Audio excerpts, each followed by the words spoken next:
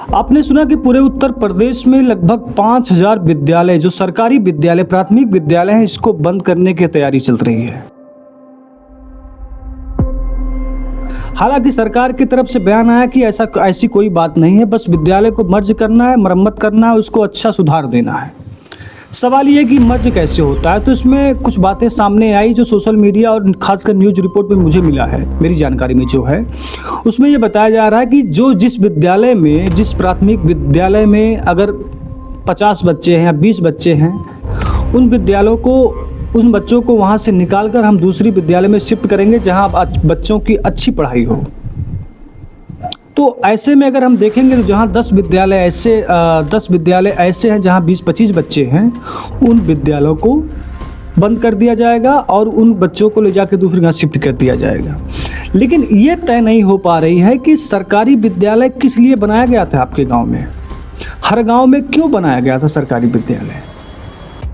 ताकि आपके बच्चे पढ़ सकें। 2009 में मनमोहन सिंह की सरकार थी, उन्होंने इस शिक्षा में इसको आगे बढ़ाया, कानून लेकर आया कि हर गांव में सरकारी विद्यालय हो, हर 3 किलोमीटर एरिया में उच्च विद्यालय हो, यानी कि उसमें कक्षा 6 से लेकर 8 तक आता है, प्राथमिक में तो 5 तक ही भी करता है। तो अब सवाल ये है कि इन विद्यालय को बंद करने और मर्ज करने की ज़रूरत क्यों आन पड़ी है? तो वजह है सरकार नौकरी तो देना नहीं चाहती।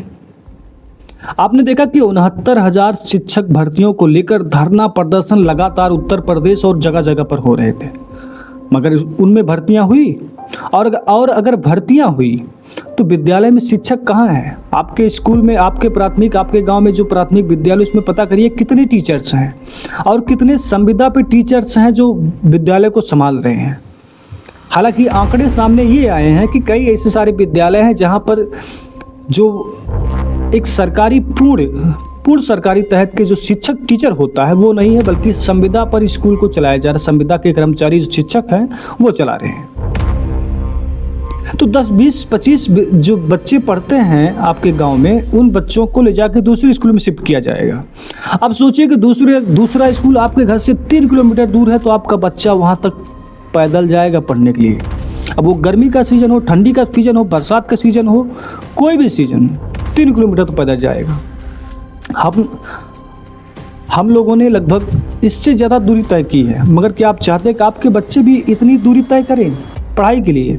और किसी बात की कोई गारंटी नहीं है कि जिस तरह आज प्राथमिक विद्यालय में पढ़ाई हो रही है, उसी तरह जिस विद्यालय में शिफ्ट किया जाएगा उस विद्यालय में पढ़ाई उससे बेहतर होगी। कोई गारंटी नहीं है।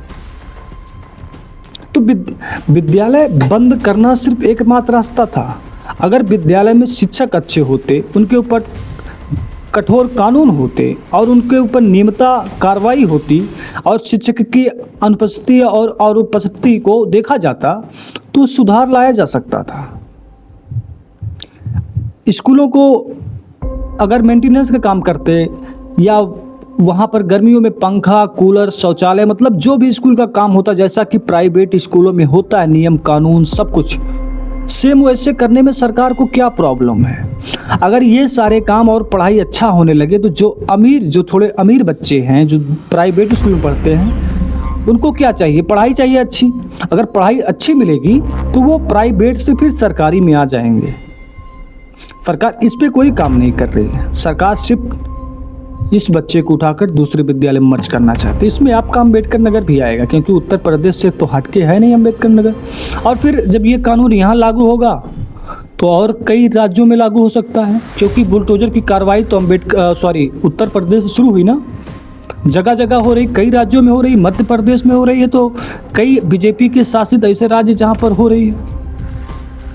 तो अब सवाल ये कि जो कानून आपके राज्य में लागू होगा वो और राज्यों में लागू होगा।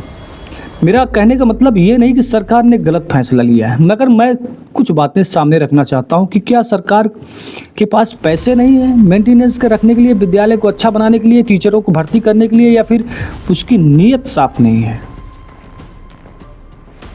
गरीब का बच्चा अगर 3 किलोमीटर 4 किलोमीटर दूर कोई विद्यालय आप बता देते हैं, उसमें एडमिशन करवा देते हैं, वहाँ ले जाके शिफ्ट कर देते हैं, तो उसके आने जाने का जिम्मा कौन लेगा?